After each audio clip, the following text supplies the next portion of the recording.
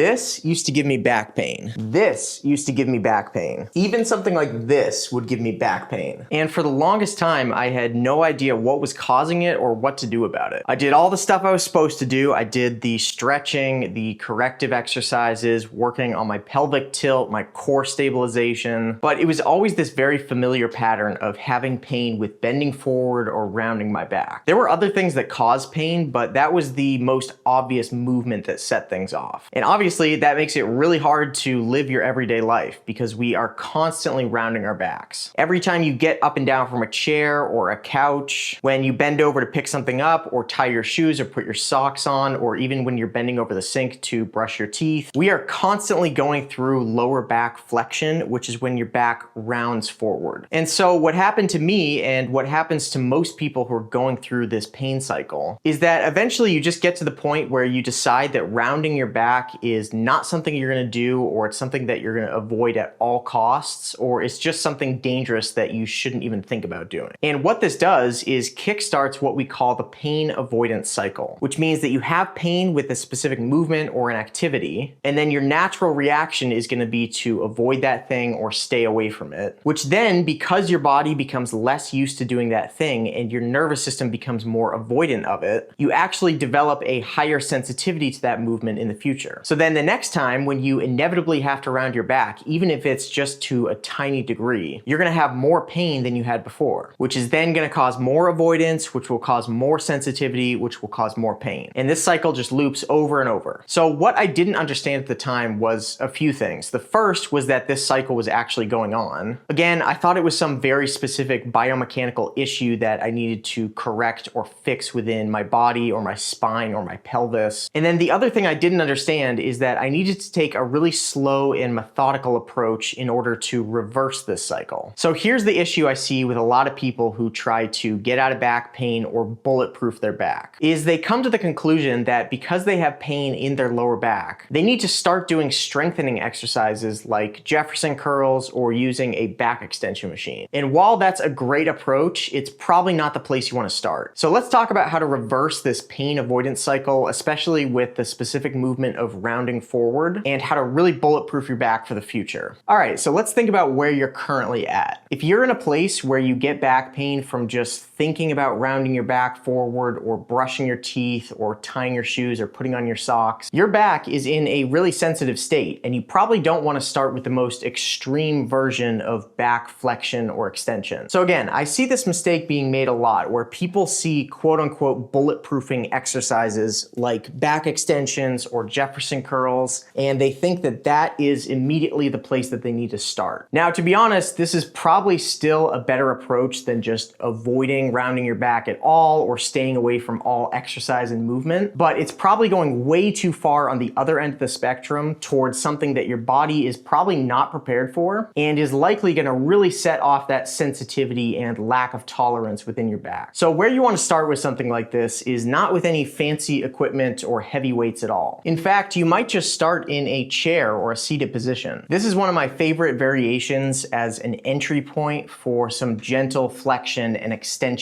in the lower back. So you start with your elbows resting on your legs so you can do this movement completely supported. And then from here, it's almost like a supported version of a cat-cow, where you want to round your back forward and then slowly arch your back up. And you just want to slowly explore this flexion and extension range of motion, again from a supported, comfortable position that's completely unloaded and completely in your control. Once you have a few days or weeks of doing that movement and you feel comfortable with it, you don't get any symptoms, then you might want to upgrade the movement by taking away the support and going through some of your range of motion into flexion and extension. And then over time, over days and weeks, you can increase your range of motion until you feel really comfortable going into full flexion within a seated supported position. Again, what we're working on here is isolated tolerance to that specific movement of rounding your back. So it doesn't have to look crazy. You don't have to do this with weights or any special equipment. You just want to get your body comfortable with the idea of flexing and extending. Now, the next step in this might be to take it to a standing position and repeating the same process. A good place to start might be with quarter or half reps bending forward. So you're just going down to the top of your knees and then coming back up. A movement like this might very closely mimic a lot of stuff that you do in everyday life, like leaning over a counter to look in the mirror or brush your teeth or bend over and pick something up. So you're working on the tolerance to this short to mid-range flexion. So again, maybe you repeat that for a few days or a few weeks until you feel really comfortable in that range of motion. And then from there, you might increase to 3/4 range. So you might go down to mid-shin height. And with all of these movements and progressions, it might not feel 100% comfortable right away, which is why you want to be consistent and slowly push yourself when you have those good days. So let's say we do this at 3/4 range for a few weeks, and then we feel really confident going to full range. So by then, maybe you're going all the way to the floor or to the tops of your toes, whatever you feel comfortable with, and slowly working on increasing this range over time. All right, so you go through those progressions for several weeks or even months until you get to the point where most normal everyday flexion and bending forward actually feels pretty good. Now you might be at the point where you really want to increase the resilience and strength of your lower back. So you've sort of graduated from the sensitivity and tolerance phase, and now what you want to do is enter the strength phase. So now we're at the point where something like a Roman chair or a back extension machine might be a really good option. Now this is a really targeted and isolated exercise, so you want to take the same approach that you did with all the other progressions. You want to start slow, and you might even want to start just with isometrics or some assisted range of motion. So maybe you start with assisted reps just through a quarter or a half of your range of motion. Again, you just want to get your body comfortable and tolerant to this movement. And over time, you start to go deeper and deeper. You take away the hands and start adding more range of motion. And then eventually, you might even get to the point where you actually feel good and it feels really comfortable to go through your full flexion and extension